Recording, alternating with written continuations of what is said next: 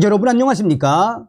우리 보수파 국민들이 윤석열 대통령에게 바람이 있다면 무엇이겠습니까? 전과사범 이재명과 조국 같은 자들, 문재인 법의 심판대 위에 세워달라라는 거 아니겠습니까?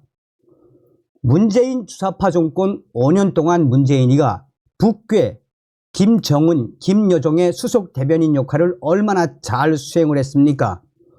문재인의 5년은 주사파 세력들의 굴욕적이며 치욕적인 종북질, 한마디로 여족질의 5년이었다라고 해도 과언이 아니죠. 그뿐이겠습니까?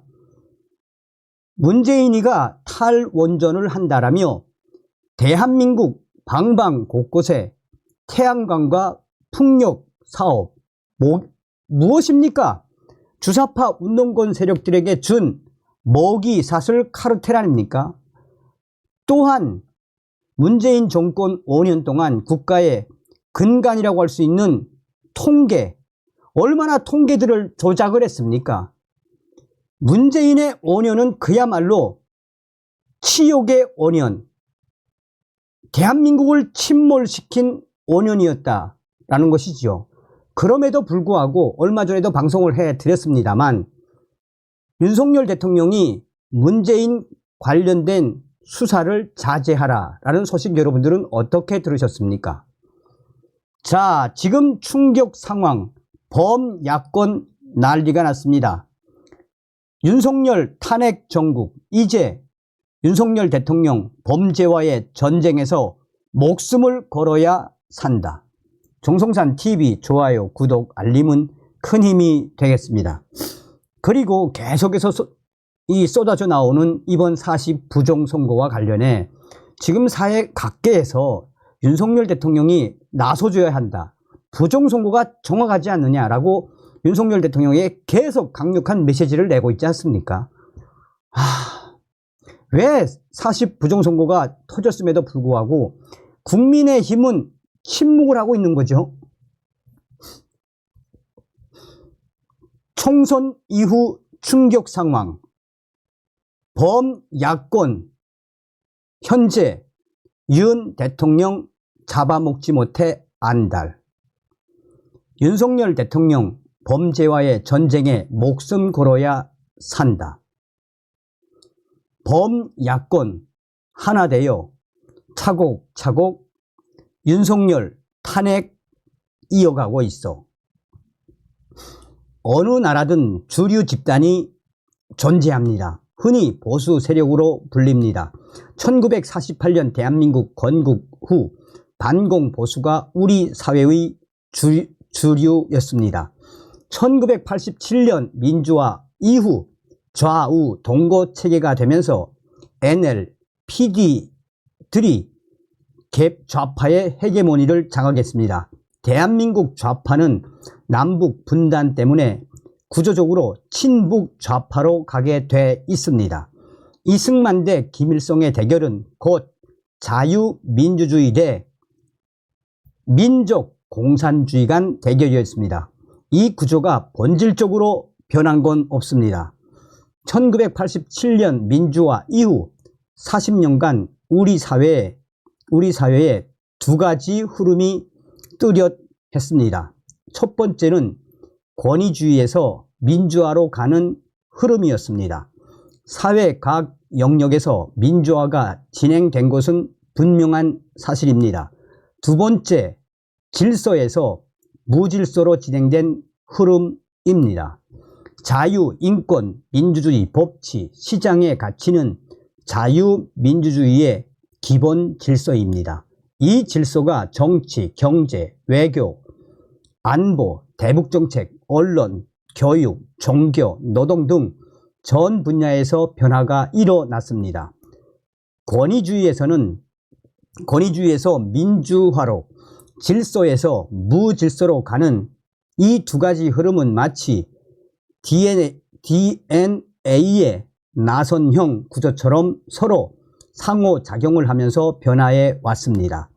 이 과정에서 자유민주주의 기본 가치들이 파괴되면서 광장의 무질서가 법과 질서를 압도하기 시작했습니다.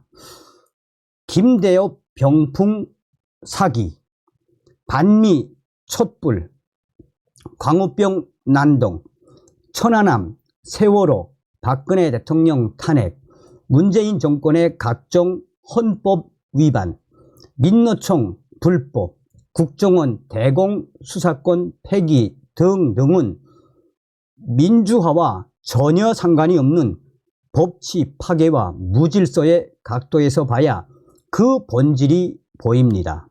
윤석열 정부 이후 거야의 검수완박 등도 입법 독재라기보다 기존 질서를 와해하려는 입법 난동으로 보는 게 본질이 가깝습니다. 그런 점에서 40 총선의 충격적인 결과, 또 이 충격적인 상황은 87 민주화 이후 질서에서 무질서로의 진행에 확정적 마침표를 찍은 것으로 보입니다. 다시 말해 87 체제가 여러 우여곡절과 변곡점을 거쳐 무질서의 승리로 확장된 사건이 바로 충격적인 이번 40 총선입니다. 유권자들이 각종 현재 진행형 범법자들을 선고라는 민주주의 합법 절차에 따라 헌법기구 국회의원으로 승인해준 사건이 40 충격 총선입니다. 범법자뿐만 아니라 반윤리적 인간들과 반대한민국 세력들까지 포함되어 있습니다. 우리는 지금까지 국회 구성의 성격을 좌우 또는 이른바 보수, 진보의 관점에서 봐왔습니다. 하지만 22대 국회는 질서냐 무질서냐의 각도에서 바라봐야 합니다. 이는 헌정사상 처음 있는 일이 터졌기 때문입니다. 사실상 범야권이 지금 윤석열 대통령 탄핵하겠다고 길길이 날뛰는 이유가 바로 여기에 있습니다. 잘 대처하지 못하면 이 충격 상황에 윤석열 대통령, 윤석열 정부도 그야말로 경악스러운 결과 또 받을 수밖에 없습니다. 또한 한편 반공 보수는 물론이고 자유민주적 기본 질서를 중시하는 세력이 더 이상 한국 사회의 주류가 아니라 소수 세력으로 전락한 충격적인 사실을 객관적으로 보여준 사건이 40 총선입니다. 향후 우리 사회가 각종 포퓰리즘 등 여러 형태의 무질서로 빠져들 수 있는 정치적 인프라가 마련됐다는 뜻입니다. 아주 나쁜 전망을 상정한다면 한국 사회가 후진 남미형으로 갈 수도 있다는 뜻입니다. 자유보수 세력은 2007년 대선에서 이명박 후보가 530만 표 차이로 승리한 절호의 기회를 놓쳤습니다. 근본 오류는 철학의 부재, 사상의 빈곤이었습니다. 이명박 대통령은 사상과 이념을 떠나 민생을 챙기겠다라고 했습니다. 대한민국 대통령의 지적, 사상적 수준이 이 정도였으니 할 말이 없습니다. 올바른 사상과 이념으로 민생을 챙기겠다고 해도 시원찮은데 현실에서 존재하지 않는 중도 실용으로 북악산에서 아침 이슬을 부르다 친, 종북, 촛불 세력에게 무릎을 꿇었습니다. 이 여파가 끝내 박근혜 대통령 탄핵으로 문재인, 이재명 등장으로 이어진 것입니다. 사상 이념에서 상대에게 밀리면 정치, 경제, 언론, 교육, 노동, 문화 등 모든 영역에서 밀리게 됩니다. 이는 불변의 사회적 진리입니다. 자, 이제 범야권이 길길이 날뛰는 이 탄핵 정국, 윤석열 대통령은 어떻게 할 것인가? 승자가 된 이재명, 조국, 범야권은 자신들의 사법 리스크를 타개하기 위해 윤석열을 탄핵할 것입니다. 그 수순은 최상병 특검, 이어 김건희 여사 특검, 그 다음은 바로 윤석열 대통령 탄핵 순입니다. 분명합니다.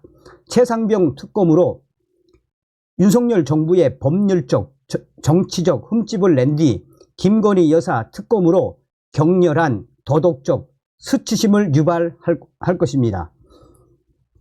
윤석열 대통령은 한 여자의 남편으로서 견디기 쉽지 않을 것입니다. 윤석열 대통령은 지금 40 총선 이후 충격적인 범야권의 이 길길이 날뛰는 범야권의 이 상황에 윤석열 대통령은 이 시점에서 중대한 판단을 내려야 합니다. 먼저 대한민국의 헌법 질서와 법치는 결코 정치적 타협과 흥정의 대상이 될 수 없음을 국민들 앞에 천명해야 합니다. 대통령 취임식 때 했던 각오를 뼛속 깊이 다시 새기는 것입니다. 윤석열 대통령은 범죄와의 전쟁에서 반드시 국민과 함께 승리하겠다고 선언한 후 뒤를 돌아보지 말고 그 길을 가야 합니다. 정치적 우회 방안도 검토해 볼 수 있겠지만 임시 방편에 불과할 것입니다. 윤석열 대통령은 법치와 질서에 목숨을 걸어야 할지 모릅니다. 그렇게 하는 것이 대한민국이 살고 윤석열 대통령이 살고 김건희 여사도 살리는 길입니다. 어떤 생각이 드십니까? 그러니 윤석열 대통령 지금이라도 부정선거 강하게 좀 질타해 주시고 문재인, 이재명, 조국 같은 자들 빨리 좀 잡아 놓아 주시면 오죽 좋겠습니까?